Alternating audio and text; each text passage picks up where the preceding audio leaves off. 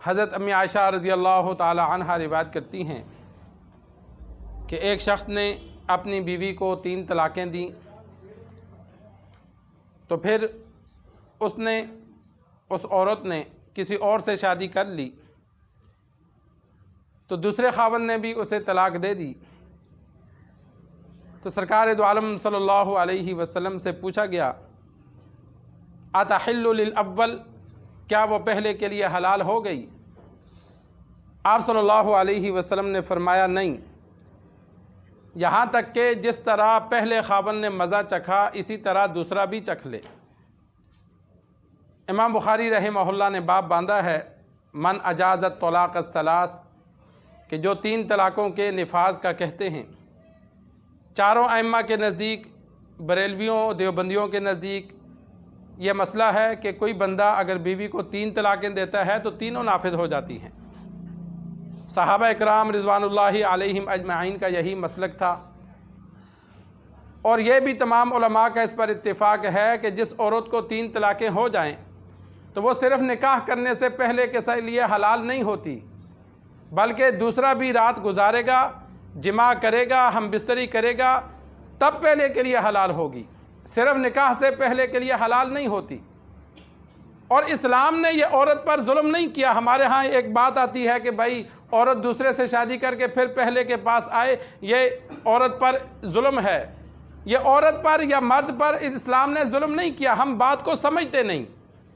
اسلام نے مرد کو 3 طلاقوں کا اختیار دیا ہے کہ یہ تیری بیوی ہے، جب تک تو 3 طلاقیں نہیں دے گا یہ ہمیشہ تیرے ساتھ رہے گی، اگر تو چھوڑ دے گا تو یہ الگ ہو جائے گی۔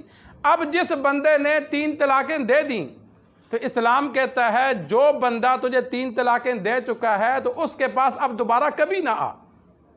اگر یہ تیری قدر کرتا تو تجھے نہ چھوڑتا۔ اسلام تو یہ ایک حکم دیتا ہے کہ بھائی یہ تیرے مناسب نہیں ہے، تو اور دنیا میں مخلوق تھوڑی ہے، کسی اور سے شادی کر لے، کوئی اور پسند کر لے، اس کے پاس کیوں واپس جاتی ہے؟ اسلام نے تو یہ حکم رکھا کہ پہلے کے لیے اب حلال نہیں رہی، لیکن اگر وہ خود پسند کرتی ہے اس کے پاس جانا، ایک بندے کو گند کھانے سے روکا جاتا ہے کہ بھائی یہ گھٹیا انسان ہے اس کے پاس مت جاؤ، لیکن وہ خود جاتا ہے تو اس میں اسلام کیا کہے؟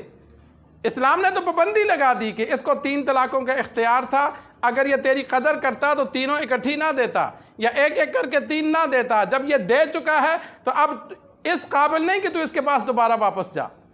اسلام نے تو راستہ بند کر دیا کہ اور مرد تھوڑے ہیں کسی اور سے شادی کر لے۔ جس طرح ہم کہتے ہیں یار یہ بندہ ٹھیک نہیں ہے، لیکن اگلا پھر بھی نہ مانے، اس کے پاس جائے تو ہم کہتے ہیں پھر تیری مرضی۔ جب دھوکہ ہوتا ہے تو ہم کہتے ہیں روکا نہیں تھا تجھے۔ تو اسی طرح اسلام نے منع کر دیا، لیکن اگر عورت خود واپس جانا چاہتی ہے، کسی اور سے شادی کر کے طلاق لے کے اس کے پاس جانا چاہتی ہے تو وہ اس کی مرضی، اسلام نے زبردستی نہیں کی۔ نہ کوئی مسلمان نہ کوئی عالم زبردستی کرتا ہے۔ عالم کہتا ہے بھائی ٹھیک ہے طلاق ہو گئی، تم دونوں الگ ہو گئے ہو، لہذا کسی اور سے شادی کر لو۔ مکہ میں مدینہ میں صحابہ کرام میں ایسا ہی ہوتا تھا، اگر کوئی فوت ہو جاتا تو دوسرے شادی کر لیتے، اگر کوئی طلاق دے دیتا تو کوئی اور شادی کر لیتا، کہیں اور شادی کر لیتے، جو مناسب رشتہ ہوتا ایسے شادیاں کر لیتے۔ اسماء رضی اللہ تعالی عنہا کی شادی کو دیکھو، ہمارے ہاں تو شادیوں کو عیب سمجھا جاتا ہے۔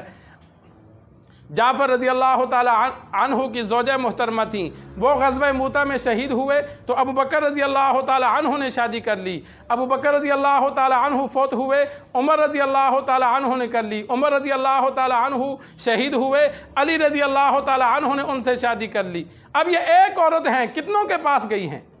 تو یہ عرب میں یہ دستور تھا، طلاق ہو جاتی تھی یا خاوند فوت ہو جاتا تھا تو وہ گھر نہیں بیٹھے رہتے تھے، جو مناسب رشتہ ملتا وہاں کر لیتے، جو ان کو اچھا لگتا، جس کو دیکھتے کہ نان نفقہ دے سکتا ہے، رہائش دے سکتا ہے، وہ عورتیں شادی کر لیا کرتی تھی۔ تا حیات جب تک موت نہیں آتی تھی عورت عمر نہیں دیکھتی تھی۔ اگر 60 سالہ بھی ہے، اگر کوئی مرد اس کے ساتھ شادی کرنا چاہتا ہے تو وہ اکیلے رہنے سے شادی کرنا بہتر سمجھتی تھی کہ خاوند کے ہاں وہ محفوظ بھی ہو جاتی تھی، اور دوسرا اس کو خرچے کی فکر ختم ہو جاتی تھی۔ اگر کہیں شادی نہیں کرے گی تو وہ ایک تو غیر محفوظ ہے اور دوسرا خرچے کی فکر۔ تو یہاں بھی سرکار دو عالم صلی اللہ علیہ وسلم نے فرمایا 3 طلاقوں کے بعد پہلے خاوند کے لیے حلال نہیں ہے جب تک دوسرا رات نہ گزار لے۔ اللہ سے دعا ہے اللہ ہمیں دین سیکھ کر سمجھ کر عمل کرنے کی توفیق عطا فرمائے۔